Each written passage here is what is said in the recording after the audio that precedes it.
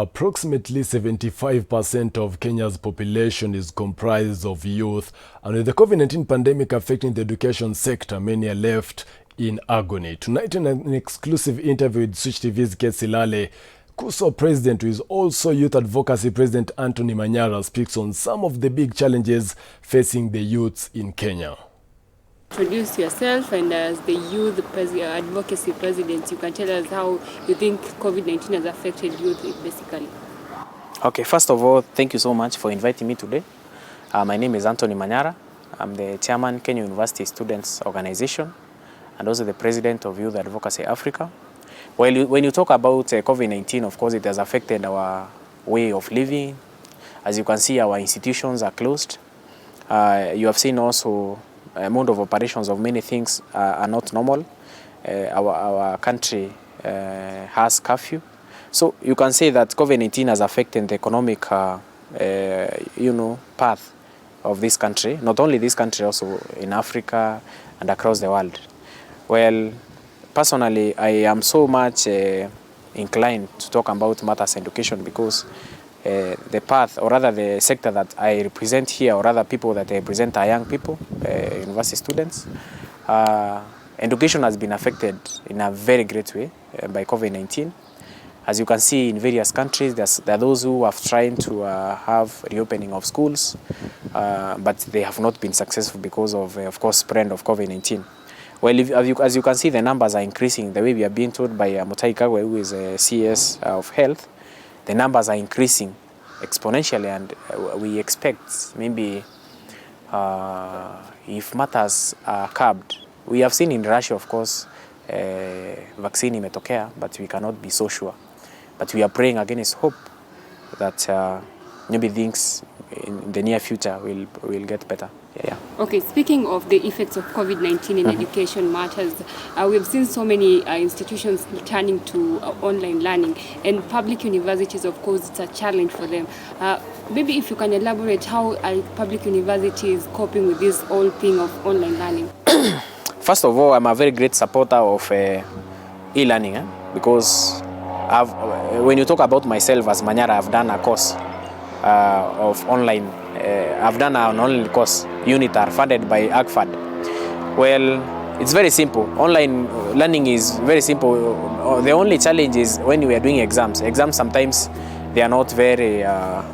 You cannot say they are perfect. They are imperfect. But as time goes, I think it's a challenge. The Ministry of Education, they must, of course, borrow from serious countries, developed countries, to see how they are going about this. But generally, when we talk about e-learning, it's a very unfair method of doing things. In as much as we support it, it's unfair because not all students can have access gadgets. Not all students have laptops. Not all students are in places where there is sufficient network coverage. So there are those challenges which are prevailing. But the Ministry of Education is capitalizing on continuity of education matters vis-a-vis our universities.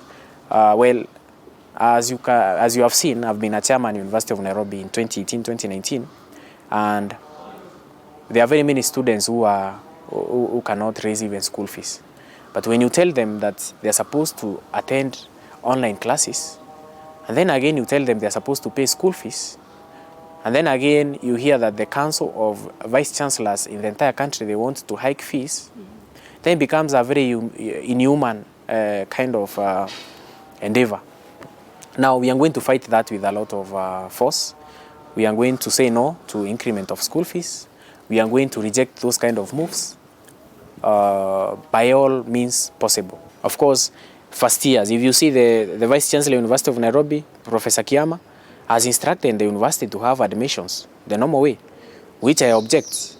Me, I think we normally say that combrains are barometers of wisdom. Personally, I can tell you as a matter of fact, I have a functional brain. I can be able to access the conditions, or rather, I can be able to access whether the atmosphere is conducive for students to be admitted. And what I'm saying right now, and I'm saying with a lot of authority representing those students, you cannot admit first years online. That is a mockery to the standards, the educational standards we have in the country and even across the world.